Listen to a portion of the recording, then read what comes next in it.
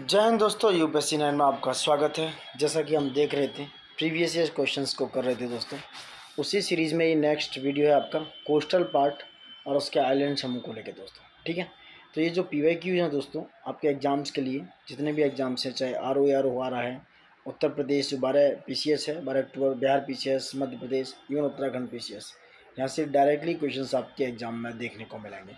क्योंकि repeated questions बहुत आते हैं दोस्तों, रिपीटेड क्वेश्चंस की भरमार होती है।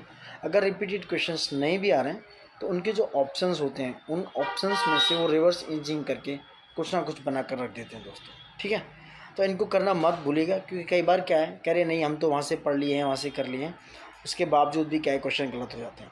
सबसे बड़ी बात है कि अगर रिपीटेड क्वेश्चन गलत हो रहे हैं तो समझिए कि आप एग्ज़ाम्स में कहीं ना कहीं पीछे पिछड़ रहे हैं दोस्तों। ठीक है, तो स्टार्ट करते हैं इसी कड़ी में। नेक्स्ट क्वेश्चन है तटीय भाग कौन सा, कहाँ, कैसे है।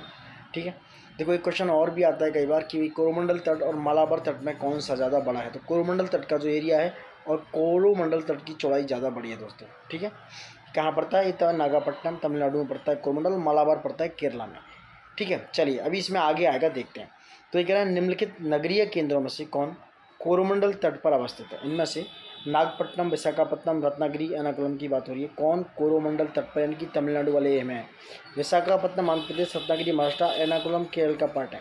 तो नागपट्टनम ऐसा पार्ट है जो कोरोमंडल तट पर पड़ता है। ठीक है, JIC की परीक्षा में आया क्वेश्चन है कि तमिलनाडु में स्थित नागपट्टनम नगर कोरोमंडल तट पर अवस्थित है। ठीक है, ये कहाँ है, इसका विस्तार कुमारी अंतरी, जिसे कैप कमोरिन बोलते हैं, वहाँ से लेके पुलकित झील एवं कृष्णा डेल्टा की लगभग 675 किलोमीटर की लंबाई और 100 किलोमीटर की चौड़ाई में है दोस्तों। किसका, नागपट्टनम और कोरोमंडल तट का दोस्तों। ये पुलकित झील जो आंध्र प्रदेश में पड़ती है, जिसके किनारे सार यानी कि श्रीहरिकोटा आंध्र प्रदेश जो रेंज है, जहाँ से हम सैटेलाइट वगैरह लॉन्च करते हैं। नेक्स्ट क्वेश्चन है क्वेश्चन नंबर 2, भारत के निम्नलिखित तटों में से कौन कृष्णा डेल्टा एवं कैप कमोरिन के मध्य स्थित है। कृष्णा डेल्टा और कैप कमोरिन के मध्य स्थित है, ये ऊपर अभी देख चुके हैं, कोरोमंडल तट जो तमिलनाडु में पड़ता है दोस्तों। कहाँ पड़ता है, तमिलनाडु में। ठीक है, केरल तट को किस नाम से, मालाबार तट, जैसा कि हम बात कर रहे थे ऊपर। ठीक है, उत्तरी सरकार तट किसको कहते हैं, कोकर तट गोवा वाले को, कोरोमंडल तट तमिलनाडु को। उत्तरी सरकार तट बताइए किसको कहते हैं, आप कमेंट बॉक्स में बता सकते हैं दोस्तों। ठीक है, मालाबार तट जो है उत्तर में गोवा से लेकर दक्षिण में कन्याकुमारी तक विस्तृत है। इस क्षेत्र को लंबे तथा सक्रिय लैगून पाए जाते हैं, कयाल पाए जाते हैं। इस क्षेत्र की मिट्टी काप जैसी होती है, काप जो जम जाती है ना, उस तरीके से महीन लेटराइट प्रकार की होती है, जिसमें रबर, सिनकोना, कहवा, गर्म मसाले एवं नारियल। लेटराइट मिट्टी में पूछा जा सकता है कि कौन सी फसलें की जा सकती हैं। तो लेटराइट मिट्टी में ज़्यादातर कॉमर्शियल फसलें जैसे रबर, सिनकोना, कहवा, गर्म मसाले आदि और नारियल के बागान पाए जाते हैं। पेरियार यहाँ का प्रमुख नदी है। इसमें कौन सी नदी पाई जाती है, पेरियार, जो कि केरला में है। इस तट पर मोनोजाइट, जिरकॉन और थोरियम जो सेमी कंडक्टर में काम आने वाले आणविक खनिज पाए जाते हैं दोस्तों। ठीक है, दीघा बीच कहाँ है बताइए। तो दीघा बीच कहाँ पर दोस्तों, ये है पश्चिम बंगाल में। कहाँ पर है, पश्चिम बंगाल में। एक मिनट, पश्चिम बंगाल में है दीघा। गोपालपुर उड़ीसा में होगा। कलांगुट आपका तमिलनाडु में। मरीना गोवा में बीच हो गया, मरीना बीच गोवा में है, आप देख सकते हो। ठीक है, नहीं थोड़ा गलत हो गया, दीघा पश्चिम बंगाल में, गोपाल उड़ीसा में, कलांगुट गोवा में है, मरीना बीच तमिलनाडु में। ये गलत हो गया थोड़ा सा, देख रहे हैं आते हुए क्वेश्चन गलत हो जाते हैं कई बार। तो मरीना बीच तमिलनाडु में हो गया दोस्तों। कहाँ हो गया, मरीना बीच तमिलनाडु में। कोरी निवेशिका कहाँ पर स्थित है, कच्छ के रण में। कच्छ की खाड़ी में नहीं, कच्छ के रण में। जो कोरी निवेशिका है जिस पर स्थित है वह है कच्छ का रण। कोरी निवेशिका, कोरी खाड़ी या कोरी क्रीक जो है गुजरात के कच्छ क्षेत्र में स्थित एक ज्वारीय सकरी खाड़ी है दोस्तों, जो कच्छ के रण में स्थित है। ठीक है, नेक्स्ट, निम्नलिखित राज्यों में से किसकी सर्वाधिक तटरेखा लंबी है। जैसे कि आपने देखा है गुजरात, अभी गुजरात की तटरेखा दोस्तों कितनी है, 7,516। अब ये बढ़कर करीब 12,000 किलोमीटर के आसपास हो चुकी है। अभी रिसेंटली एक डेटा आया है जिसमें गुजरात की तटरेखा बढ़ चुकी है, इवन इंडिया की भी तटरेखा बढ़ चुकी है दोस्तों। ये भारत की तटरेखा है टोटल, और भारत की तटरेखा बढ़कर 11,000-12,000 के आसपास हो गई है। वहीं देखा जाए तो भारत में सबसे लंबी तटरेखा गुजरात की है, 1214, ये भी बढ़ चुकी है। आंध्रा की 973 दूसरे नंबर पर, फिर तमिलनाडु की है। तो सबसे पहले आती है गुजरात, गुजरात के बाद है नंबर 2 आंध्र प्रदेश, नंबर 3 पे है तमिलनाडु दोस्तों। ठीक है, नेक्स्ट, निम्नलिखित राज्यों में से किसकी लंबी तटरेखा है। तो यहाँ पे ऑप्शन में गुजरात नहीं है, आंध्रा है, आंध्रा तो आंध्र प्रदेश की तटरेखा की बात करें तो 973 किलोमीटर है। उसके नंबर पर है तमिलनाडु, 906 किलोमीटर के आसपास लंबी तटरेखा है दोस्तों। ठीक, नेक्स्ट क्वेश्चन है आपका क्वेश्चन नंबर 8, क्या है, निम्नलिखित में से कौन भारत के पश्चिमी तट पर स्थित नहीं है। इनमें से कौन है जो भारत के पश्चिमी तट पर स्थित नहीं है दोस्तों? देखो दमन भी गुजरात के आसपास दमन द्वीप पड़ता है। यहाँ खंबात की खाड़ी में जंजीरा भी है महाराष्ट्र में, रत्नागिरी महाराष्ट्र में। कराईकल जो है ये पश्चिमी तट पर नहीं है। कराईकल जो है भारत के पूर्वी तट पर स्थित है दोस्तों। यह केंद्र शासित प्रदेश जो पुडुचेरी है उसका म्यूनिसिपल क्षेत्र है। तो कराईकल कहाँ पड़ता है? पुडुचेरी का ही एरिया है। दमन जबकि जंजीरा एवं रत्नागिरी ये सब कहाँ है? पश्चिमी तट पर। पाक खाड़ी क्वेश्चन नंबर 9 है, किन के बीच स्थित है? बहुत सिंपल, मन्नार की खाड़ी और बंगाल की खाड़ी के बीच स्थित है पाक की खाड़ी। मन्नार की खाड़ी और बंगाल की खाड़ी की स्थित है कौन सी? पाक की खाड़ी दोस्तों। ठीक है, नेक्स्ट क्वेश्चन है, क्वेश्चन पढ़ सकते हो। पाक की खाड़ी भारत एवं श्रीलंका के बीच स्थित है।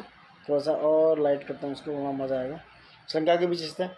जो मन्नार की खाड़ी एवं बंगाल, जो मन्नार की खाड़ी एवं बंगाल की खाड़ी जोड़ती है दोस्तों, इसे पाक जलडमरू मध्य भी कहा जाता है। जो दोनों देशों के बीच में क्या है? स्थित है, सिचुएटेड है। कच्छ की खाड़ी जो है दोस्तों, खंबात की खाड़ी गुजरात राज्य में स्थित है दोनों। वही क्वेश्चन 9 डिग्री चैनल की बात करें तो 9 डिग्री चैनल आपका लक्षद्वीप और मिनिकॉय को अलग करता है दोस्तों। वहीं 10 डिग्री चैनल की बात करें तो ये अंडमान और निकोबार को अलग करता है दोस्तों। ठीक है। नेक्स्ट क्वेश्चन है आपका, क्या है?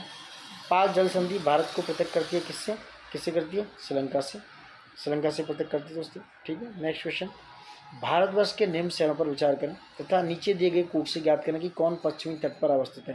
देखो रिपीटेड क्वेश्चन है। जंजीरा पश्चिमी तट पर है, ठीक है, जंजीरा है। उडुपी पश्चिमी तट पर है। ओरोविले नहीं है उड़ीसा में, और तुतीकोरन नहीं है दोस्तों। कहाँ पर है? तुतीकोरन तमिलनाडु में। तो a is the right answer. Janjira and Udupi की बात हो रही है। जंजीरा महाराष्ट्र का है पश्चिमी तट पर, उडुपी कर्नाटक में पश्चिमी तट पर, ओरोविले जो है पांडिचेरी में है, यानी कि पांडिचेरी में, गलत हो गया, ओरोविले पांडिचेरी में है, जहाँ पर अरविंद घोष का क्या है?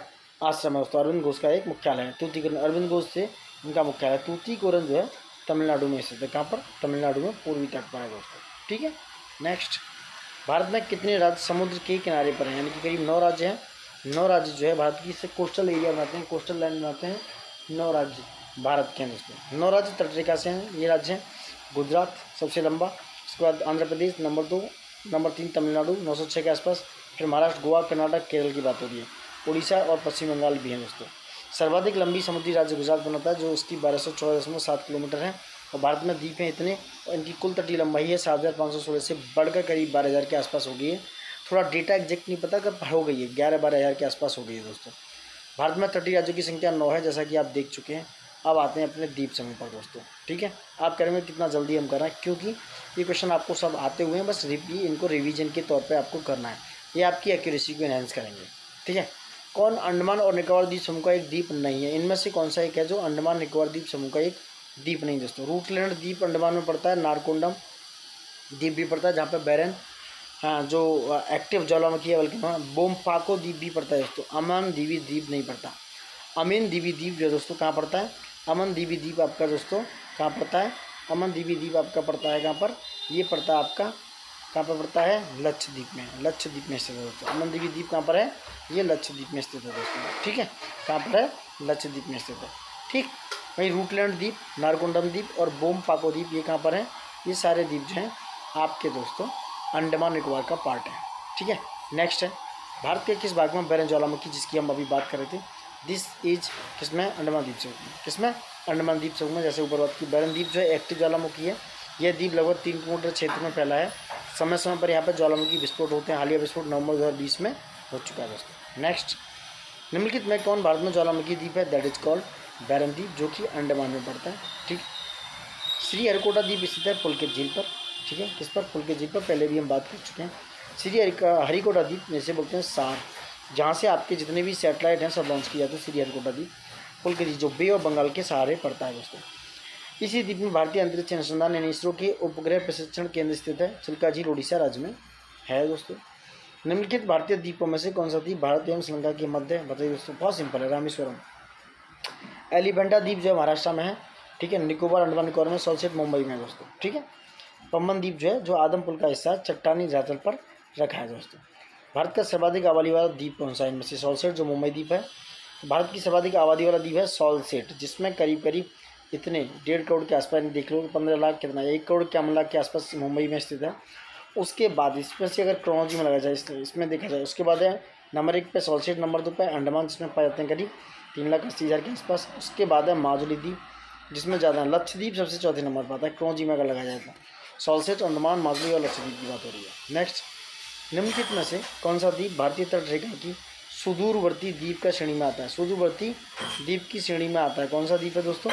ये आपका मिनिकॉय द्वीप। मिनिकॉय जो है द्वीप किस में आता है? सुदूरवर्ती श्रेणी में आता है दोस्तों। भारत की तटरेखा को सुदूरवर्ती द्वीप की श्रेणी में मिनिकॉय द्वीप आता है दोस्तों। कैसे आता है?